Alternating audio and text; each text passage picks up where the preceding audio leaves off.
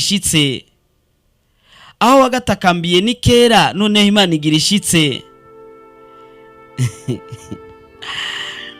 Ano n'amajambo y'Imana, Imana yabwiye abantu bayo Abisirayeli. Murazi ko Abisirayeli bagiye baba mu bihe bigoye cyane, bagiye baba mu bihe bitandukanye, kandi bari abantu b'Imana, kandi bari abantu Imana yizigira canke yari fitiye ivyizigiro cyane, nuvuga yari yabateguriye ivyiza biri imbere kandi vyinshi vyiza. Ariko hari ibintu byinshi byagiye bibabako, kenshi bagiye bafatwa nk'inyagano, kenshi bagiye bagira ivyago ibi na biriya. Murazi n'igihe bari muri Egiputa ko bakoreshejwe ibitagenda, bakoreshejwe bibi cyane, kandi bararuha, benshi barapfuye batabonye amasezerano. Ariko Imana yari yabasezeraniye ko izobasubiza mu gihugu cyabo, nubwo bari babayeho mu bibazo, nubwo bari babayeho mu ngorane, ariko Imana yari yamaze kubasezeranira ko bazoja mu gihugu cyabo, kandi igihugu cy'isezerano, igihugu gitemba mata n'ubuki. Ariko muri ico gihe cyose babayeho batigera bumva ijambo Imana ibabwira ati ntutinye. Iryo jambo bararibuze.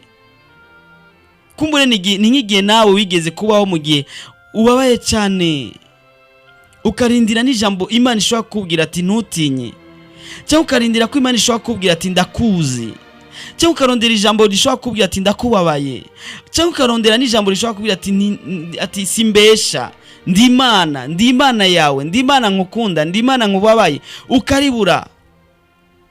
Kenshi warasenze, kenshi wararize, kenshi waridodomvye, kenshi ariko ivyo bihe byose birashize. Vuga uti amen. Uratevye kuvuga amen, nutebe kuvuga uti amen. Mvuze nti aho byakabereye ni kera, Imana igira ishitse rero.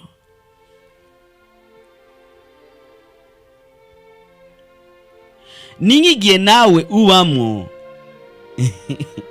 nigiye umazemo iminsi kugeza uno munsi, ariko guhera uno munsi ugiye kuba mu kindi gice cy'imyaka yawe, cy'ubuzima bwawe. Igihe cy'ubuzima, ubuzima bufise ibihe novuga ni nka bibiri. Hari igihe cy'ibintu vyiza bibaho, n'igihe cy'ibindi bintu bibi bibaho. Hari igihe cyo kuba ubayeho utarishugwa, n'ikindi gihe ubamo wamaze kwishugwa. Ugira winjire rero ugira winjire hahandi Imana yagusezeraniye, ugira uhicare, ugira uhahonyore hahandi aho byakabereye ni kera. Igira rero yishure, igira icikora mu bugingo bwawe.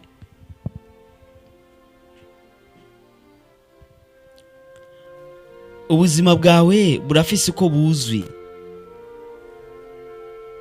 nk'ubuzima bw'amagorwa, buzi nk'ubuzima bwo kurira, buzi nk'ubuzima bwo gutakamba. Ni kenshi warize, wambamba, uha amaboko utayakira, utakambira utakumviriza. Wagira icyo umubwiye akirabira telefone, wagira icyo umutakambiye umubwira ukabona ariko aritaba telefone. Mu mwanya akabwira ati ndi bize, nta mwanya ngira, ndiko ndihuta. Ariko uno munsi aho byakabereye bigira bishiresha. Vuga uti amen. Vuga uti amen. Uno niwo munsi wawe rero nawe. Harabayeho iminsi y'abandi, harabayeho iminsi y'aba Daniyeli, harabayeho iminsi y'aba Eliya, harabayeho iminsi y'aba Elisa, harabayeho iminsi y'aba Yosuwa, harabayeho iminsi y'aba Naka. Ariko nawe uno munsi rero ni Imana igomba igira iki gukorera.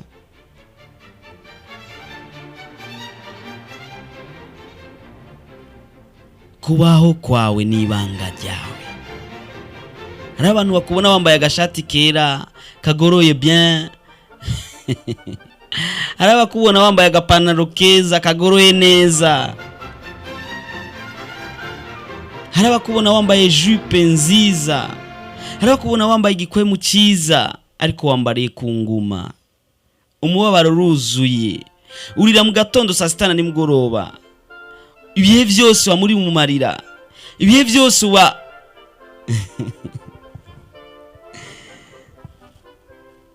n'igihe cyawe nawe aho byakabereye ni kera. Imana igira yishure. Ushaka kwandika message ku bantu 3 4 5 naho bo 10 ntaco, naho bo bijana ntaco, babwira ati Imana igira yishure aho byakabereye ni kera. Imana igira kwishure.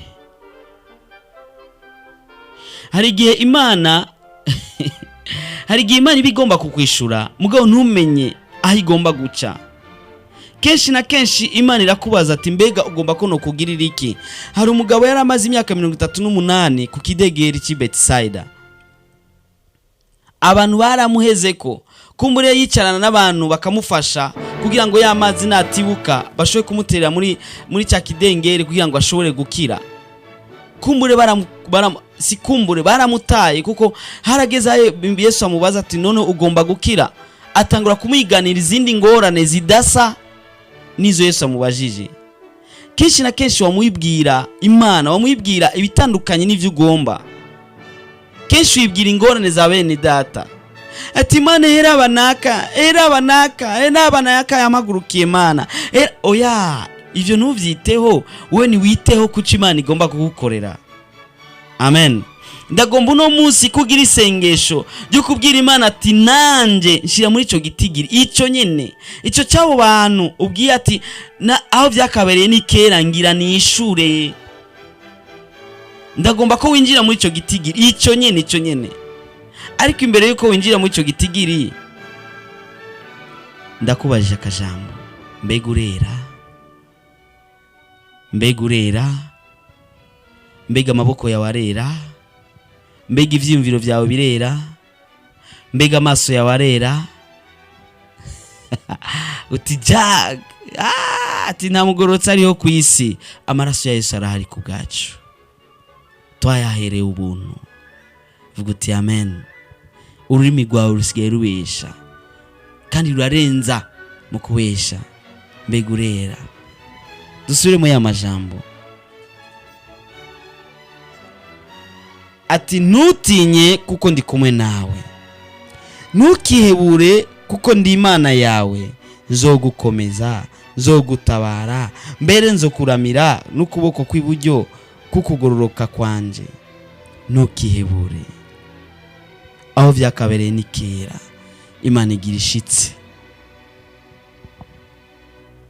Abantu baraguhemukiye, umufiansi wawe yaraguhemukiye, umugabo wawe yaraguhemukiye, umugore wawe yaraguhemukiye, wa wundi wari wizigiye yaraguhemukiye, wa wundi waruzi ko yo gutabara yaraguhemukiye, wa wundi wigeze kwirukira uvuga ati biraza kugenda neza niwe yakubwiye ati mviraho, wa wundi yakubwiye ati kora ibinze uzokuvugira igihe bagufunga nta na kimwe yavuze, wa wundi wahora wizigira ati azogaragara mu bihe bigoye, igihe bagushize mu gasho waramutelefone acazimya telefone. Wa wundi yakwijeje ko azokuriha amahera yawe, wa wundi yakwijeje ko azokurihira, wa wundi yakwijeje ko n'umwana w'umuntu, ariko turafise itabesha nibesha yasezeranye izobishitsa. Reka dusome no majambo yanditse mu Guharura 23, Guharura 23 ku 19 avuga ati erega Imana si umuntu ngo ibeshe, kandi si umwana w'umuntu ngo yisubiremo. Ivyo yavuze mbega ntizobikora? Ivyo yashinze ntizobishitsa? Vuga uti amen. Imana yagusezeraniye vyinshi, kandi vyinshi cyane urabizi. Haheze umwaka, haheze imyaka 2, 3, 5, 10, 20 ndazi. Harageze aho widodomba, harageze aho urira, harageze aho wibagira icyo wasezeranye imbere y'Imana. Wabwiye Imana ati Imana ni wabishitsa nanje nzokora ibi, ariko waribagiye n'ivyo wasenze, waribagiye n'ivyo wasengeye, waribagiye n'amasezerano washizeho imbere y'Imana. Ariko Imana ntibesha kandi ntiyibagira kandi ntiyisubirako. Ivyo yavuze izobishitsa. Nimba yaragusezeraniye by'ukuri, nimba ari Imana nzima, igira ibishitse rero. Vuga uti amen. Mugabo nimba wumva iri jambo ari gwawe, mugabo wumva ari ry'uwundi nta kundi. Imana igira ibishitse. Yaragusezeraniye kandi hariyo n'ibindi yamaze gushikiriza byarashitse, ariko utangura kwidodoma nk'Abisirayeli. Abisirayeli Imana yabagiriye neza ibakura muri Egiputa ibajana mu gihugu cyabo cy'isezerano. Bageze mu nzira bahuye n'amageragezwa, batangura kwiyumvira vya bindi byo mu buja. Wow. Ari gihe uvuga ati abo Bisirayeli n'ukuri barasamara barajujuta, ariko nawe wiyumvire ubuzima urimo, wiyumvire ivyo urimo, wiyumvire ingene usigaye uvuga, wiyumvire ingene usigaye ukora, wiyumvire ingene ivyo urimo byonyene biragaragaza neza kuri kurifuza Egiputa.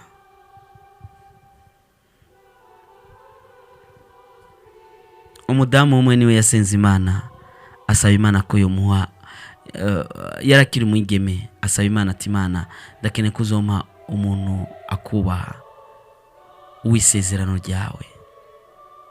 Imana imugirira neza, iramuha umusore mwiza akijijwe ariko atagira amafaranga menshi. Ariko imbere yuko aronka umusore yararehejwe n'undi musore adakijijwe afise amafaranga menshi. Maze ubuzima bumaze kugorana kuri uwo musore babana, atangura kwifuza ingene yo kwahukana. Novuga kwahukana, atangura kwifuza wa musore wa wundi bigeze kuba bari kumwe atarakijijwe. Ikindi gihe Imana irantuma, ivyo ni ibintu byabaye, imbwiye ati genda umubwire ati ari nashima, ati ni nashima, ati kuko ivi yansavye naramuhaye, ariko arifuza kandi yifuza gusubira hahandi yavuye. Uyu atarakijijwe arazi ibiri imbere, mbega uyu namuhaye arazi ibiri imbere. Ntucumure kubera waciye mu gashomeri sha. Ntiwifuze ivya nyuma, ntiwifuze ivyo waciyemo, ntiwifuze bya bindi wahevye, ntiwifuze ingene wahora urya ikigavu, ntiwifuze ingene bya bindi byose sishobora kubidondagura kubera ko mburi uri mu magerageza. Noneho kira aho byakabereye ni kera, igiri kwishure. Vuga uti amen, vuga uti amen, vuga uti amen. Ndakunda Imana sana, Imana igira neza, yisezeranye irabishitsa. Inyishu yawe iri mu nzira. Hari igihe ishobora kuba iri kwiraza nk'umuravyo, hari igihe n'igihe ishobora kuba iri kwiraza yihuta kuruta umuravyo.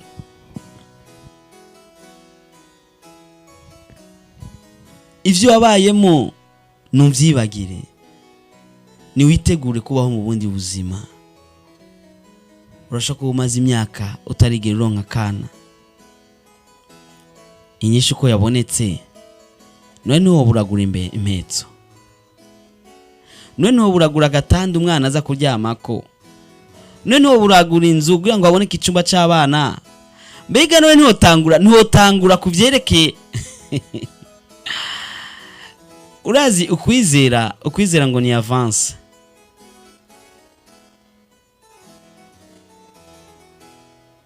Uri umumama, none utangura kurondera kagakopo baciramo abafise imbanyi, burakarondera. Wow. Nimba warukeneye umuduga, none ho burarondera permis, none ho buriga umuduga.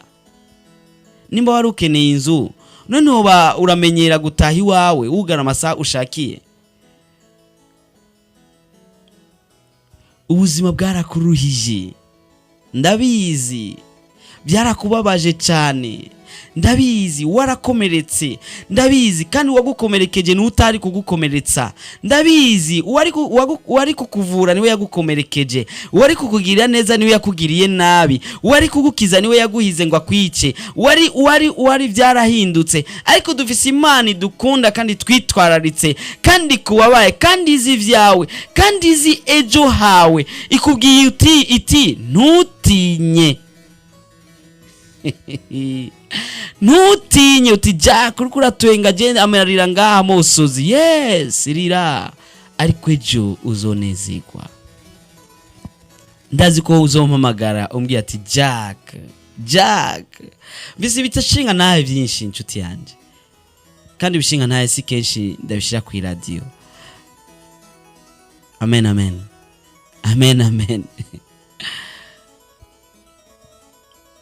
Ni benshi Imana imaze kugirira neza kandi bakabimbwira,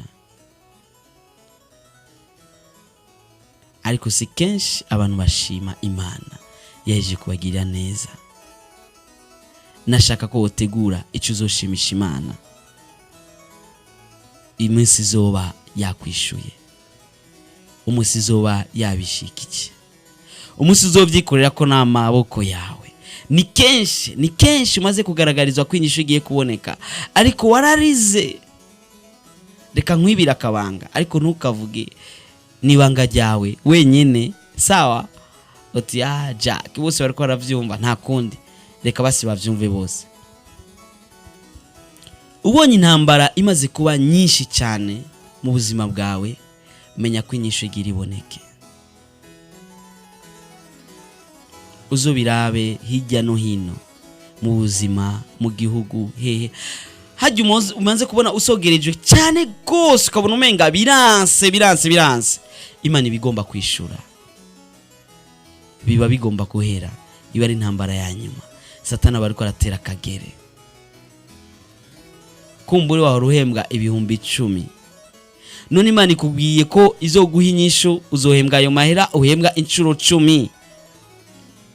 Mugabo muri no minsi na bya bihumbi 10 barabikase, usigaye uhembwa 2 cyangwa nta n'igihumbi usigaye uronka. Sasa utangiye kuvuga ati none ga Jack, no nyinshi yanje ndashobora kuyinjiramo kandi heraba mu gishingo cyuko notera imbere, none bice bisubira inyuma. Ahubwo warukiye gushima ati Mana bigeze ngaha, ndumva rero ko inyishu yanje igira iboneke. Aho byakabereye ni kera. Imana igira ishitse amasezerano yawe, warayinezereye, warahagaze neza. Mu gihe cyose wahagaze nabi, yabaye hafi yawe, none yoburite kukwishura. Ariko nimba wahagaze nabi, nta kindi no kubwira nuko kwihana ugatunganya ubugingo bwawe, kugira ngo Imana icishoboye kugira neza. Yabisezeranye izobishitsa, kandi ni Imana idahemuka, ni Imana itabesha, ni Imana igira neza. Mbona uri kurarira cyane, amosozi ntuzi yavuye.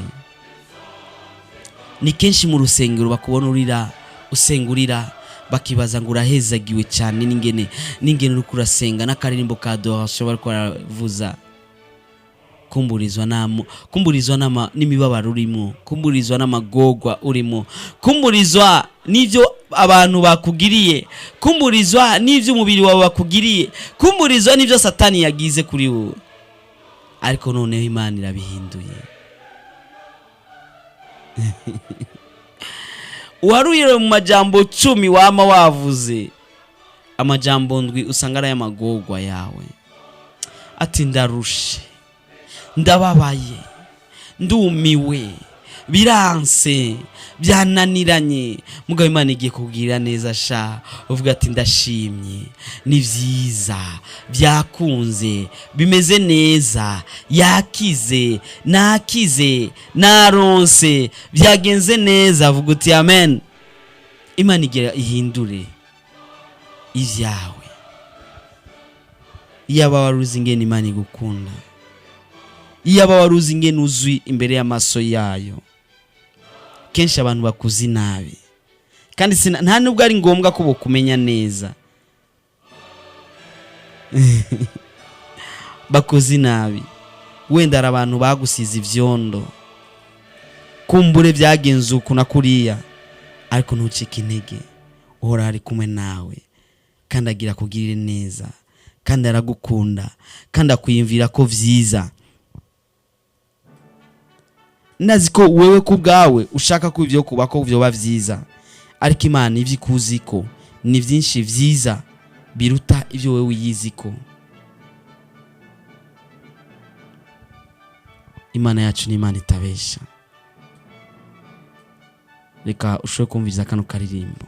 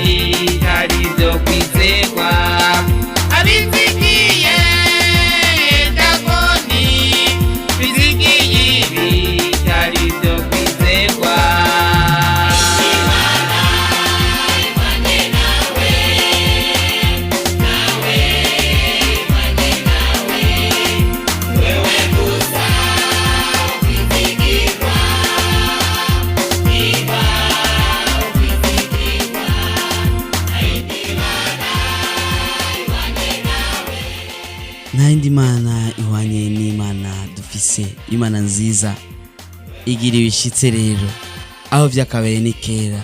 Imana igira icikora ku bugingo bwawe, aho waririye ni kera, aho watakambiye ni kera, igira icikora. Vuga uti amen. Amasezerano igufitiye ni menshi cyane kandi yarasezeranye izobishitsa. Uti none ko ntangiye kugira imyaka myinshi, koko izobishitsa naho uzoba washaje, ariko noneho igira ibishitse. Si vya bindi byo mu busaza bwawe, oya namba na gatonya. Ico no gusaba nuko ukwitegura umunsi wo gushima Imana. Amen amen. Urasaba umwanya wo gushima Imana. Yes. Kuko yavuze ati niwaca mu nzuzi nzoba ndi kumwe nawe. No mu nzuzi ntizokurengera. Niwaca mu muriro ntuzosha. Kandi n'urubeya ntuzokubabura. Aho ni muri Yesaya 23 ku murongo wa 2. Imana igufitiye amasezerano meza cyane.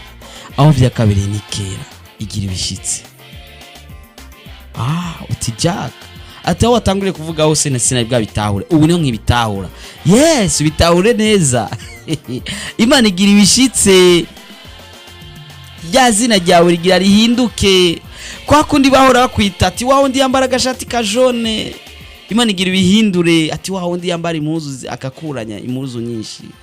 Hahandi bakwita kalomba lomba ati wa wundi asaba hirya no hino. Asegerereza. Igira guhindurira izina. Bakwita ati wa wundi yamatanga. Vuga amen. Ubupfuvyi bwawe Imana igira ubufuke. Abantu nibazi ivyo uracamwo. Oya, ubu bisiguriye uraheza kumusigurira akacubwira ati okay sawa ndihuta. Waruzi ko kumbura hava kubwira inyishu kanaka canke hava kubwira nawe inyishu akanakuremesha canke akanakubwira icyagufashije, nimba cyasaba amahera, nimba cyasaba iki. Ariko babandi batakwitaho bagiye kukuramutsa. Vuga amen. Ahubwo yaba abantu bazi, yaba bari bakuzi, bari bakwiye kuko imenyekanisha ko imbere y'igihe, kuko hazogera igihe utazoba ufise umwanya mwinshi. Vuga amen. Jack. Ivyo koko, yes. Uti Jack, uvuga utwenga ukamengana ibisanzwe. Oya ntabwo bisanzwe. Aya n'amasezerano yawe. None igihe Imana yagusezeranira twari kumwe, ibuka cagihe none. Nibuka cagihe ningene yabivuze, ningene yatumye umuntu, ningene yaguhaye ijambo, ningene vyagenze unakuriya ntubizi. None nigira ibishitse kubera ko ufise kwizera guke. Kubera ko utizera. Imana nibesha izobishitsa. Yasezeranye ni ngombwa ibishitse. Kuko yabisezeraniye benshi, nta mpamvu nimwe yotuma adashitsa amasezerano yawe. Uti Jack, ndiko ndabibona. Yes. Imana ikugire neza. Reka tuhave dusenga. Kandi ndagomba ko twosenga turi kumwe nawe ukisengera. Ubanze wiyeze, wigaye muri vya bindi vyose wakoze bitameze neza. Urira Imana kuguharira ivyaha vyawe vyose. Yesu akweze n'amaraso yiwe. Maze twinjire mu mwanya mwiza kugira ngo Imana ishitse amasezerano yagusezeranira. Ni kenshi wiyumvire ko bitazoshika, ariko noneho ndakuremesheje, ndakubwira ni igihe rero niki. Vuga amen. Igihe rero niki. Harageze aho Imana igira icikora mu bugingo bwawe. Abantu bakubwiye ati mviraho kirashisha. Yesu akubwiye ati ni wiyizirisha kibondo ndagukunda. Abantu bakubwiye ati soka sindagushaka soka. Yesu nabakubwira ati ni wiyizirisha kibondo, injira mwana wanje, injira dusangire, injira sha, injira. n'ibihe byiza kuri wowe. Niwiyeze, bwira Imana, gira icyo uyibwiye muri uno mwanya, gira icyo uyibwiye, gira icyo uyibwiye kugira ngo igire icyo ikora mu bugingo bwawe. Yasezeranye igira ibishitse. Haize imyaka myinshi gusezeranira, waracitse intege, abandi bararonsa amasezerano, abandi barashitse mu bihe byabo, ingorane niko bamwe bace bayivako, ariko wewe urafashe umugambi kutazoyivako, ariko ukabona umenga inyishu iranse kuza. Noneho haragize, vuga uti amen. Ibyo wasavye birashitse, vuga uti amen. Reka dusenge. Mana data uvyagiye ahera hawe, ndagushima, ndagukengurukira ingene ugira neza. Mana, uri Imana nziza, uri Imana uboneka mu bihe bigoye, mu bihe abantu bose bahunze, mu gihe abantu bose batitayeho umuntu, we uragaragara. Mana, ugize neza kuri rino jambo, kugiye kutwishurira amasezerano yacu. Aho vyakabereye ni kera, tugira twishugwe. Aho vyakabereye ni kera Mana, inyishu irabonetse umunsi n'uyu, n'igihe n'iki. Ewe Yesu, nditeze ico ugira ukore rero. Shika kuri uyu mumama, ehera bingena arira, ehingera bingena gutakambira, ehera abamusozi ingena koroka. Yesu mugirire neza, mugire neza n'uyu mupapa nawe nyine.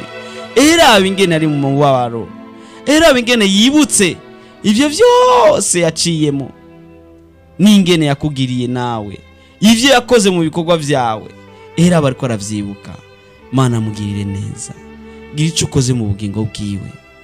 Mana, uri Imana udahemuka, uri Imana utabesha, uri Imana ugaragara mu gihe abantu bose bahunze, uri Imana uvuga bigaba, uri Imana, uri Imana, uri Imana.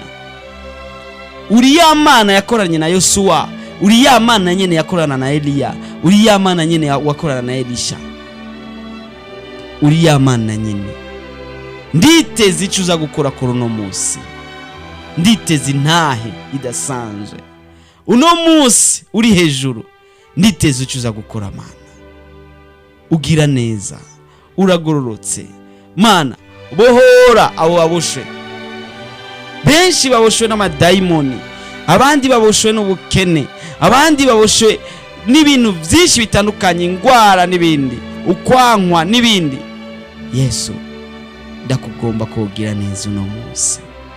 Ndabona benshi bari kubabohoka, ndabona imigozi ikikagurika, ndabona bari imbohe none babaye bidegemvya, ndabona bari mu bitaro bavuyeyo, ndabona bari mu mbohero bavuyeyo, ndabona bari bakene ubagirira neza, ndabona abapangayi baronsa amazu yabo.